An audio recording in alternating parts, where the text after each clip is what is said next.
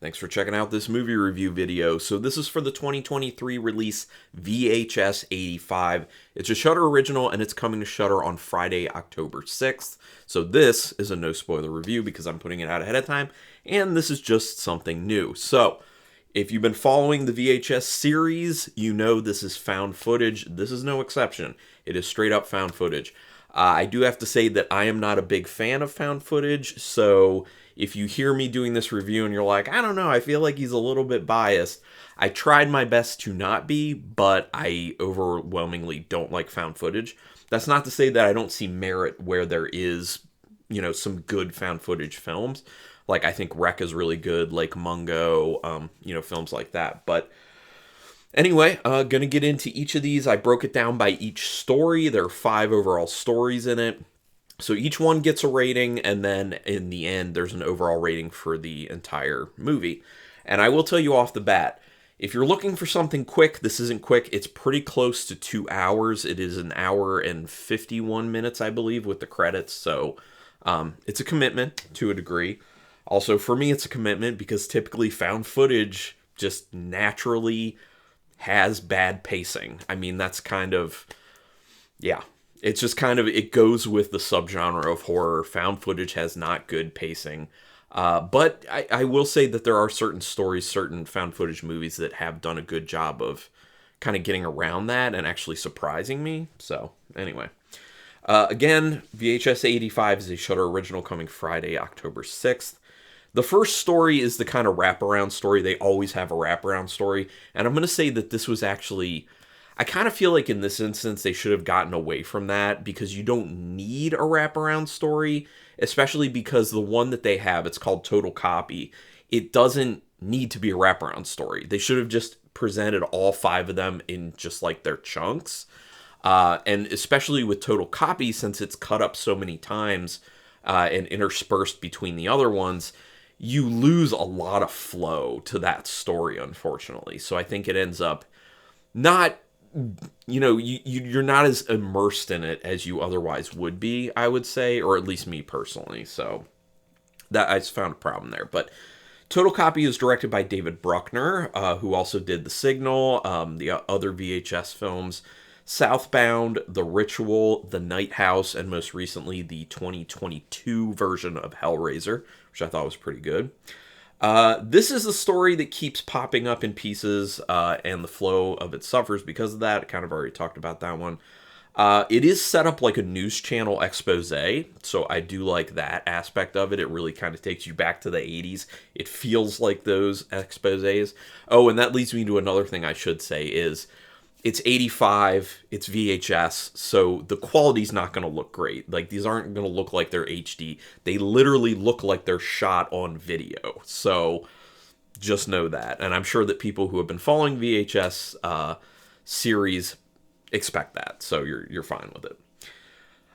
There's a pretty creepy component to the story that I really did end up enjoying. It's obviously a central part of the story. It's very, very important to it. And I like the design of it. I like the thought behind it. It has some decent gore to it, too. Really did enjoy the gore level that ends up showing up. They could have gone a little bit harder, in my opinion, but you do get a little bit of gore. You get some okay gore.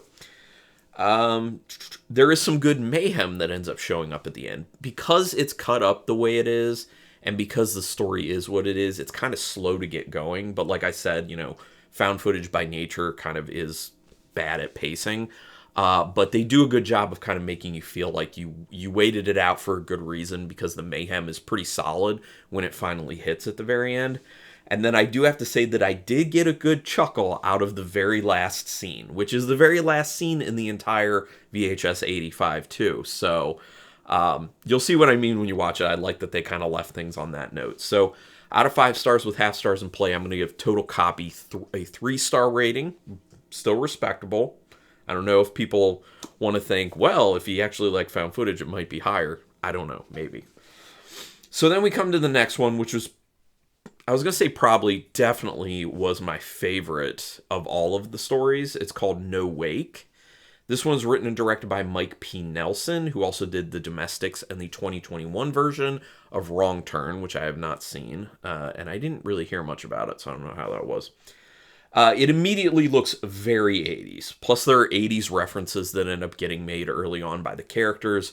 Really enjoy that. It does such an excellent job of just immersing you in that time period and just letting you know, yeah, this is going to be unapologetically 80s. So, like that, I'm all about the 80s nostalgia. There is some solid humor that they end up throwing into it in the beginning. A lot of the times when people trying to inject humor into horror stuff, it's hard to get it right. It's hard to make it actually land, but I think they had some legitimately kind of funny stuff in the beginning. Obviously, it doesn't maintain throughout the entire story just because things get more serious. Like things go down and it's not funny anymore. So, yeah, but when there is humor, it's pretty good. And when things do go south, it's in nice bloody fashion. There is nice gore to this one, in my opinion. It's not super focused on a lot of... Actually, never mind. There is one gore gag in particular that is pretty focused on that's quite good. So I take that back. It is super focused on at times. The gore is good. The practical effects are quite good. Which I will say in general for this entire movie, when practical effects show up, they look really good. But then it's also this element of it looks like it's shot on video, so it's not like high definition. So it is going to look better by, just by default because of that. They do a good job of creating and maintaining tension in this one. I thought the pacing of it was actually relatively good for being a found footage.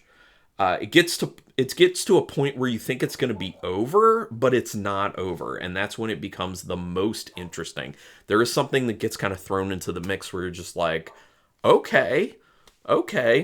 Which, by the way, side note, if you hear my neighbor's dog barking, my apologies, but this should be good enough to not pick that up, my microphone, but we'll see.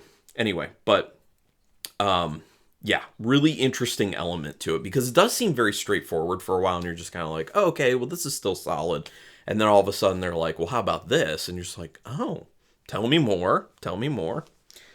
It definitely ends too abruptly, but it actually does end up picking up again later. So this one is also kind of cut up. So when it ended abruptly, I was just kind of like, I definitely wanted more. You just introduced some interesting stuff, and now I'm just kind of like, oh, we're just going to cut it off there. But rest assured, there is more to it. So, nice. After it picks back up again, there's a big moment where things really take a turn and it gets even better. So, it hits that next level. It's a good one. Trust me.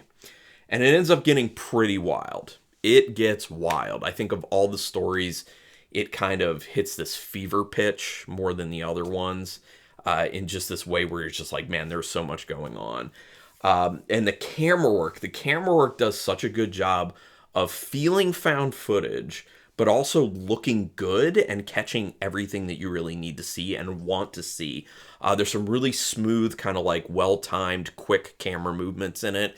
And that must have taken a lot of planning. So from a technical standpoint, they did a really good job on that one. So out of 5 stars with half stars in play, I'm going to give No Wake 3.5 star rating, a quite good 3.5 star. Although I considered a 4-star rating, so just know I was pretty close to going 4 on that one, but it wasn't quite there. So I'm going officially with a 3.5 star. But it was my favorite story. Then we go to the story God of Death. Now this one was written and directed by Gigi Saul Guerrero, who also did Culture Shock, ABCs of Death, Bingo Hell, and the more recent one, Satanic Hispanics, which I do not believe is out yet. I think there have been screenings of it, though. It's set up like a regular news show from Mexico from the 80s, and Gigi Saul Guerrero is in it. She's also an actress, and she has good acting chops, so... she's also a writer, director, writer, actress, multi-talented. And she seems like a cool person too, because I've seen some interviews with her. She seems really cool.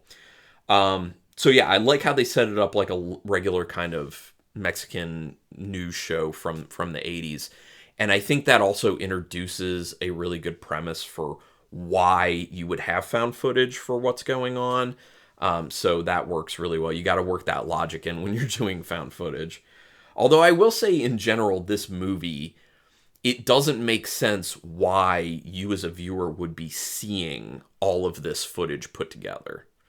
But I think they kind of abandoned that with the last one, with 99 maybe. Yeah, because 99 I don't think had much going on with it as far as connective tissue. The setup definitely feels like some real life stuff. It definitely feels like it could be a real life thing to a point. And I kind of like that. It seemed like maybe it was going to be like real life horror type stuff going on. And to a degree, it is. And it feels realistic, especially with the way it starts out. The scale of the story actually gets pretty big, which I like. They don't explore it a lot. They kind of keep with a smaller group of characters, but there are moments where they kind of give you the idea that there is more beyond what the camera is showing you. So the implications of what's going on get so large, and I love that gets injected into the story. It gives it a totally different feel, and it works. It works really, really well. The sheer chaos of what's going on is captured quite well by the acting as well as the well done camera work for this. They made sure they hit everything they really needed to hit, and they did a nice job with that. There's some good gore in this one. I think especially one particular gore gag that they really focus in on that I think a lot of people will appreciate. And the set design really does stand out in this one. I really did enjoy the set design on it. The story works, and I like the underlying kind of, there's like a historical something that they kind of mine for this, and you'll see what I mean when you watch it, and I like that aspect of it. I like a lot of things about this one. So out of 5 stars, half stars in play, God of Death, I'm going to give another 3.5 star rating. It's as good as No Wake, but I ended up liking No Wake a little bit more overall, but not enough to get it to the 4. So the next one is my least favorite. It's TKNOGD, directed by Nathasha Kermani, who also did Shattered, Imitation Girl, and Lucky, and written by Zoe Cooper, who did 13 Days of Halloween and a segment for VHS 99. And also the story for this one was by Cooper as well as Kermani, so they collaborated for that aspect of it. The setup to this one is odd and truly makes you wonder where they're going with it. Now, I think conceptually where they end up going with it is a good concept. It's a good idea. The execution of that, not great, in my opinion. Actually, I think the execution stumbles a lot in this one, unfortunately. There's a video that they show within the video that I actually found a bit humorous. That was probably, other than the practical effects, it was probably my favorite part of this one, which isn't saying a lot, unfortunately. I can't stress, I really did not like this one much at all. And it really does stand out as being particularly not good in comparison to all the other ones that are in this. Unfortunately, it feels like it should have just been left out, honestly. The shtick in this goes on way too long and really is more annoying than anything. So the core concept of it is good, like I was saying. It's a good idea, but the stage that they use to do the story does not work. It goes on way too long. It seems like it's a little bit of a shtick that, like, you can do it for a little bit, but if you just keep it going, it just gets long, drawn out, and boring, and that's exactly how it plays out, unfortunately. It seems like there's a lot of wasted time on this one. There are good practical effects, because like I was saying, any of the practical effects that come up in this movie were quite good. And so some decent gore in this one. Found footage pacing is typically bad, but this one is particularly bad. Really bad pacing on this one, very unfortunately. You do get a bit of a payoff in the end, but it's just not enough. It's just not even close to enough. Again, story conceptually good, execution not so good. So out of 5 stars with half stars in play, I'm going to give it 1.5 stars. Obviously, the one I liked the least out of these 5 stories. So now coming into the home stretch, we're going into the final story, which is called Dreamkill. This one's directed by Scott Derrickson, who did Hellraiser Inferno, The Exorcism of Emily Rose, The Day the Earth Stood Still, Sinister, Deliver Us from Evil, Doctor Strange, and most recently, The Black Phone, which a lot of people liked, and I did not. Written by Derrickson and C. Robert Cargill. And C. Robert Cargill, who seems like a cool guy based off social media postings. He also did Sinister, Sinister 2, Doctor Strange, and The Black Phone. So pretty strong resume, to be honest. So for this one, the camera perspective and premise is pretty creepy to start. This is the one that hit me the most in that creepy area from the get-go too. And it doesn't maintain it the whole time, but there's enough of it to really hit you right, in my opinion. So it's good that this is coming out during October. There's some gruesome stuff in this. Gruesome stuff. So when I was talking about the practical effects being good, this is the story where the practical effects get used a lot more, and it's focused on a lot more, so you're seeing a lot more. So if you're big into wild kills, gore, awesome practical effects, this is the one that's going to please you visually the most. The acting is quite good. The acting throughout I thought was good, but the acting in this one stands out in particular. So just know that. This one is disturbing, and it harkens back to Sinister and how it feels and how it looks. So if you like the way that Sinister looked and felt, there are strong aspects of this one that feel the same.